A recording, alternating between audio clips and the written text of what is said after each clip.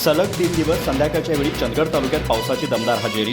उकाड्याने हैराण झालेल्या जनतेला पावसाने मिळाला दिलासा.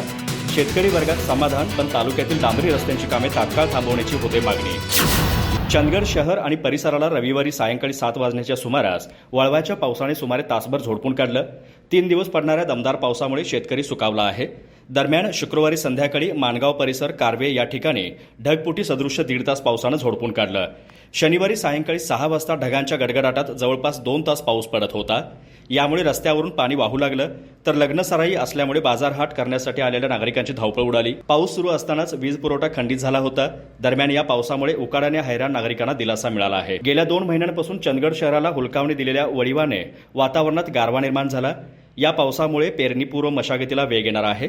हा पाऊस ऊस व काजू पिकांना लाभदायक ठरला आहे. मात्र वळीव पावसाने तालुक्यात सुरू असलेल्या डांबरी रस्त्याच्या कामात अडथळा निर्माण झाला असून पावसामुळे रस्त्यांची डांबरीकरणाची कामे दर्जेदार होणार नाहीत. त्यामुळे सध्या सुरू असलेल्या डांबरीकरणाची कामे थांबवावीत अशी मागणी नागरिकांच्यातून होत आहे.